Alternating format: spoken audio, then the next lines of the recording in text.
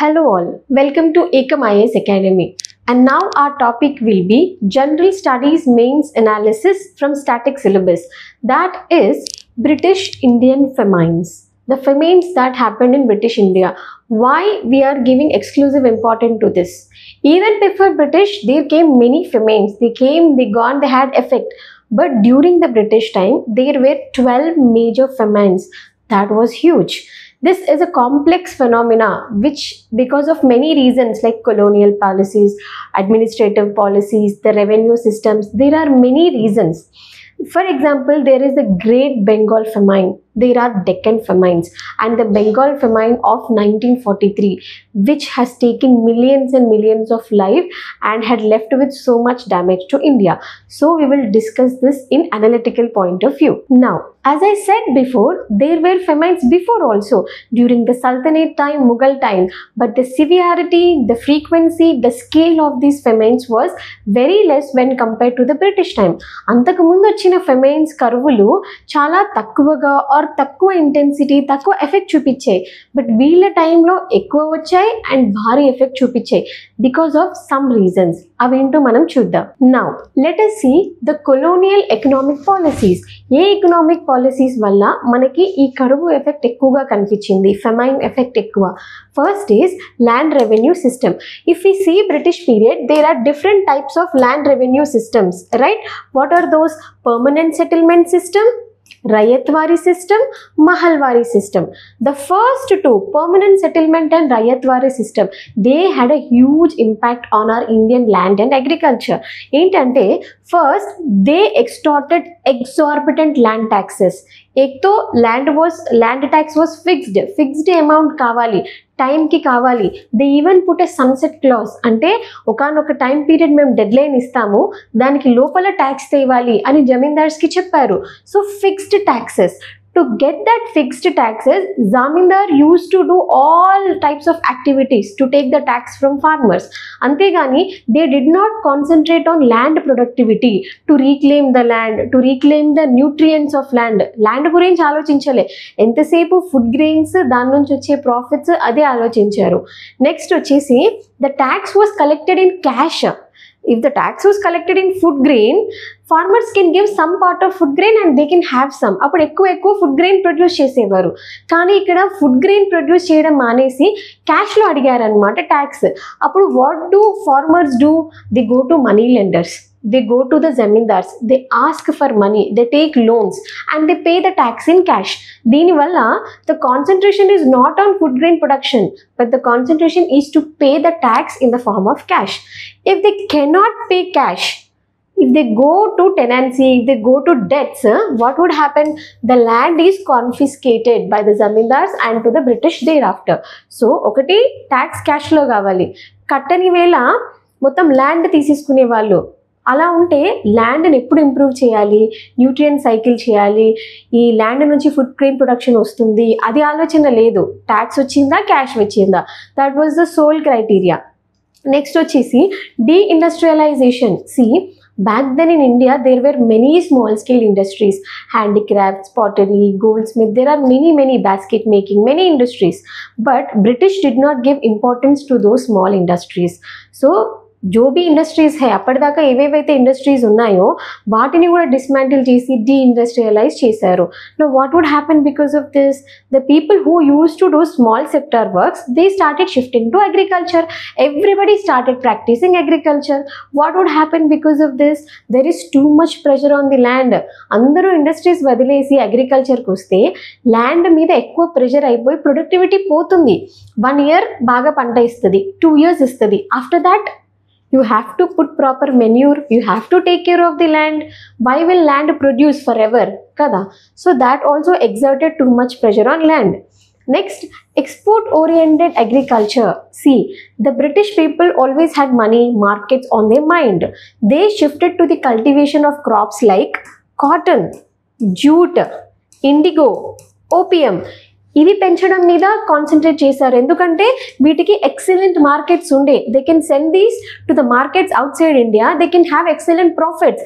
But they did not care about food grain production. Rice, wheat, millets, oil seeds, ఇవి కదా జనాలకు అవసరము. They did not concentrate on food grains. They concentrated on commercial crops. So because of these economic policies, so much of effect was on land and people started becoming poor. That was one reason.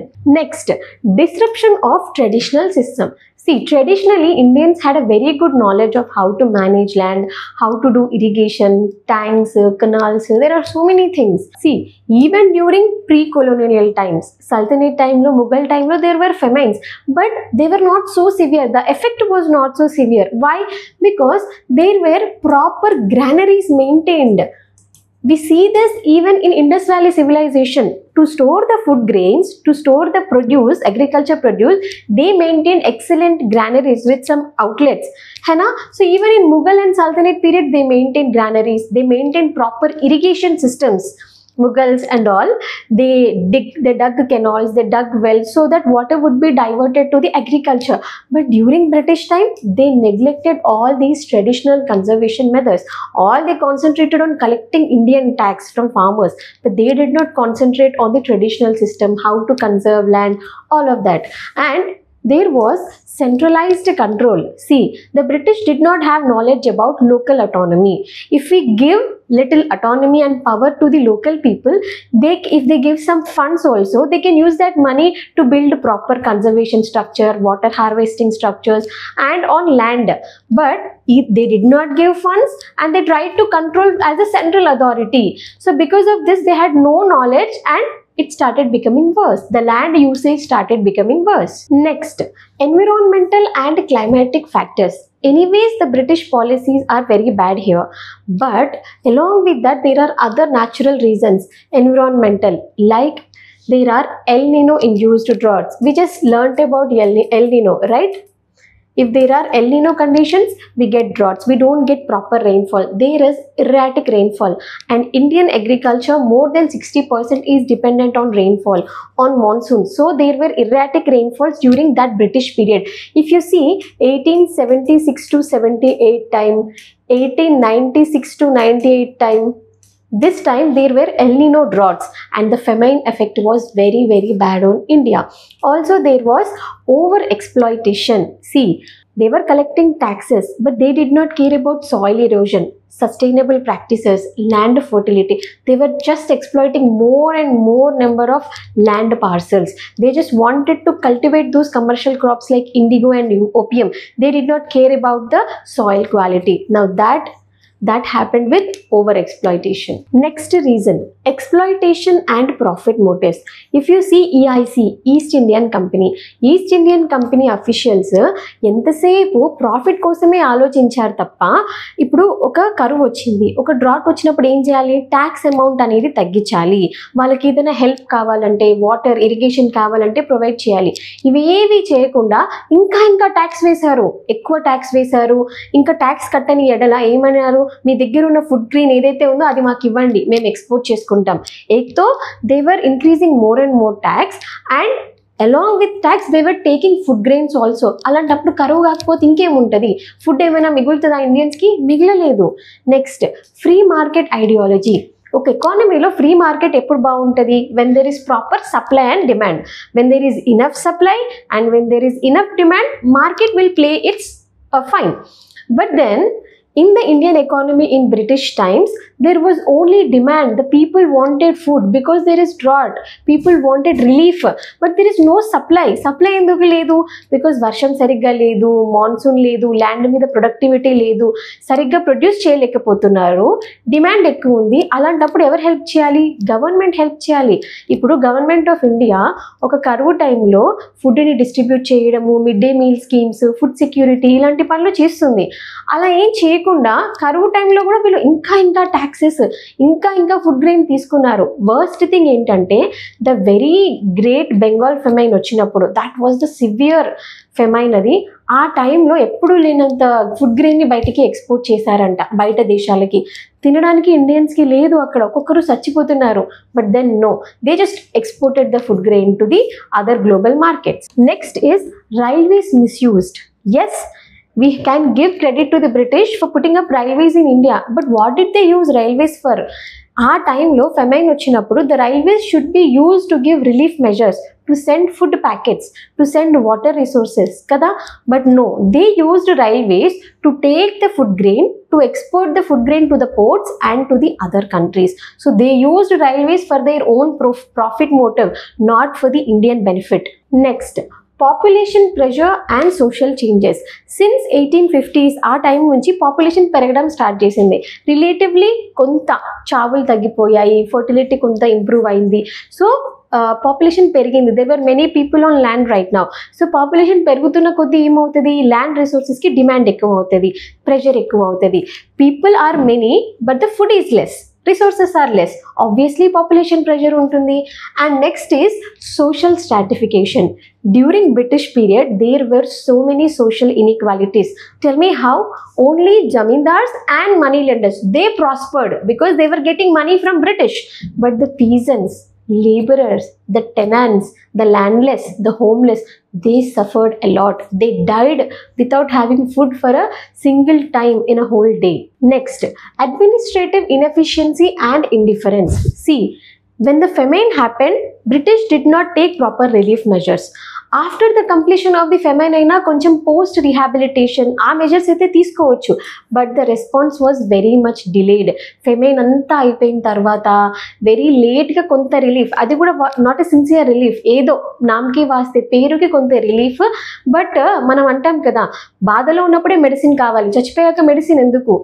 Nearly వాళ్ళంత delay చేయడం వల్ల great Bengal ఫెమైన్లో 3 million people చచ్చిపోయారు. 3 million అంటే nearly 30 లక్షల మంది చనిపోయారు. Because the response was not on time. వైద్యం ఎప్పుడు అవసరం, నొప్పి అయినప్పుడే కదా. Next, famine codes. After the famines happened, people will be angry. Naturally, people want to revolt. There are movements happening. Now, British వాళ్ళు భయపడి అమ్మో people retaliate అవుతారు అని చెప్పి they bought some famine codes. What to do during a famine, what relief measures అని చెప్పి ఒక famine తీసుకొచ్చారు. But were they implemented properly? No, there were full of loopholes, in administrative inefficiencies and all. The codes were not implemented properly. Now we will see some key examples of famines happened during British period. First is Bengal famine of 1770. I'm telling you, you can't even see the pictures during that time because you will cry looking at them. Skeletons laga అయిపోయారు అందరూ. That famine was triggered by drought. ఏక్తో వర్షం లేదు ఆ టైంలో, water లేదు, పంట లేదు, drought. అది లేకపోతే ఫుడ్ గ్రెయిన్స్ కూడా ఉండదు. Along with that East India companies tax hikes చూడండి. During the drought period, during the famine period also, they increased tax. They put more and more number of tax and they hoarded the grains. Whatever food grain was left available to people, they even took that food and they hoarded in their own storage, in their own warehouses. And because of that, nearly 10 million people died in Bengal famine. Next is Chalisa famine, happened in 1783 to 84. This affected North Indian part, that territory. And was British response enough? They didn't even care about the famine. The response was way negligible. Third is Great Famine 1876 to 78. This hit the South India and this is because of the drought. No proper rainfall and there were more export policies. All the food grains they exported to the other global markets, and because of that nearly 5.5 million people died in South India exclusively. Next is Bengal famine of 1943. What was happening in 1943 in the background? Second World War was happening. So during that time there was inflation. Goods and services తక్కువ, మార్కెట్లో demand ఎక్కువ. What would happen naturally? Inflation, ధరలు బాగా పెరిగిపోయినాయి. And they hoarded the rice. War time కదా, they took all the food grains, they sent to the their own soldiers fighting elsewhere. They did not leave our food grain to ourselves. They took our food and sent to their soldiers, and they neglected the famine relief measures, and it led to mass starvation. And because of that, many million people died, which we don't even have record of. Now conclude ఎలా చేయొచ్చు? Why the sudden spurt? ఎందుకు ఈ British టైంలోనే ఈ spurt ఎక్కువైంది, famines ఎందుకు ఎక్కువయ్యాయి? At the same time వాటి ఎఫెక్ట్ కూడా ఎందుకు అంటే, ప్రీ 1757 బేస్ లైన్. 1757లో ఏం జరిగింది? బ్యాటిల్ ఆఫ్ ప్లాసీ జరిగింది. Battle of Plassey and battle of Buxar తర్వాత బ్రిటిష్ వాళ్ళకి దివానీ రైట్స్ వచ్చాయి. ఎక్కడ? బీహార్, బెంగాల్, ఒడిస్సా. ఒక కైండ్ ఆఫ్ దివానీ పవర్స్ వచ్చాయి వాళ్ళకి. Before 1757 there were Mughals and all. ఆ టైంలో ఫెమైన్స్ వచ్చిన they took proper measures. They mitigated the effects of famines. They gave relief measures. They reduce the taxes. They redistributed the food grains to the people. ఎంతో కొంత చాలా better.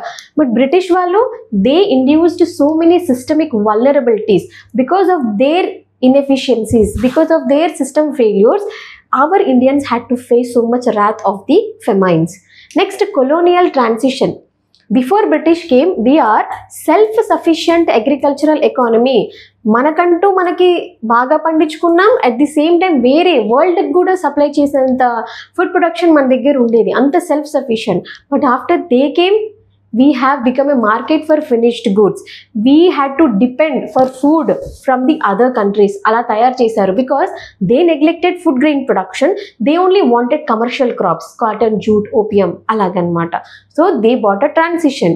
Next is cumulative impact. They completely neglected an agriculture. Now that also had effect on other industries, other traditional industries, because they started deindustrialization. మొత్తం handicrafts పోయినాయి, cottage industries, small scale industries, local artisans, ఎవ్వరికి పని లేదు. So ఒక్కొక్కటిగా effect పడింది. వీళ్ళు ఒక్కదాన్ని neglect చేస్తే దాని ఎఫెక్ట్ మల్టిపుల్ ఫీల్డ్స్ మీద పడి ఒక్కొక్క ఫెమైన్ వస్తున్న కొద్దీ ఎఫెక్ట్ అనేది పెద్దగా అయిపోయింది. ఫస్టే ప్రాపర్ మెజర్స్ తీసుకొని ఉంటే, జాగ్రత్తలు ఉంటే, నెక్స్ట్ వాటికి జాగ్రత్త పడేవాళ్ళు. ఒకటి లోకల్ మీద ఐడియా లేదు, ప్రాఫిట్స్ మీద ఇంట్రెస్ట్ ఉంది, పీపుల్ వెల్ఫేర్ మీద ఇంట్రెస్ట్ లేదు. దీనివల్ల each famine got deadlier. So ఫైనల్గా మనం ఏం చెప్పొచ్చు అంటే, what are the long term consequences of these famines happened in British period అంటే, ఎకానమీ అనేది డిక్లైన్ అయిపోయింది. You know before just British came to India, 1700స్లో India was contributing to 24% of world GDP. World జీడిపిలో అంత కాంట్రిబ్యూట్ చేస్తున్నాం మనం. But వీళ్ళు వచ్చి మనకి ఇండిపెండెన్స్ ఇచ్చి వెళ్ళిపోయిన తర్వాత 4% ఆఫ్ గ్లోబల్ ట్రేడ్కి వెళ్ళి పడిపోయాం. 24 నుంచి 4కి అంతలోకి పడిపోయాం. Because they just took everything from India, including capital, people, everything కదా.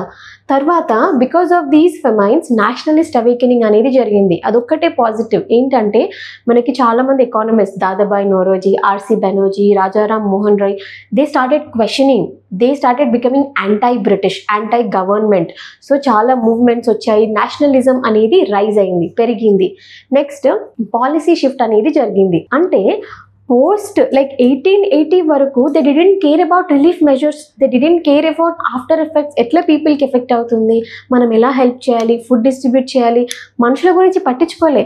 బట్ ఆఫ్టర్ 1880, 1857 రివోల్ట్ అయింది, చాలా movements, almost Indian national Congress కూడా ఫామ్ అయ్యే స్టేజ్కి వచ్చింది.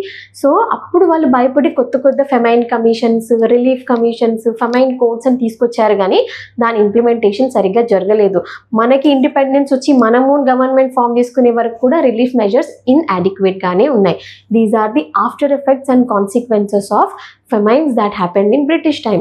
సో ఇప్పుడు మనం చెప్పామనుకోండి, యూజువల్గా కరువు, డ్రాట్ అంటే ఏంటి? ఇట్స్ అ న్యాచురల్ ఫెనోమినా కదా.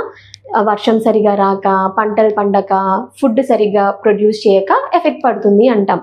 But during British time it was not alone as a natural disaster, it was a man made disaster. వాళ్ళు చేసిన పని వల్ల మనకి ఇంకా ఎఫెక్ట్ పడింది. న్యాచురల్గా వస్తే అంత ఎఫెక్ట్ పడేది కాదు, దానికి ఎన్నో ఇంతలో వాళ్ళు తీసుకొచ్చిన పాలసీస్ వల్ల జరిగిందనమాట. Because of colonial exploitation, their policy failures and their dismantling of our traditional occupations. Okay, thank you.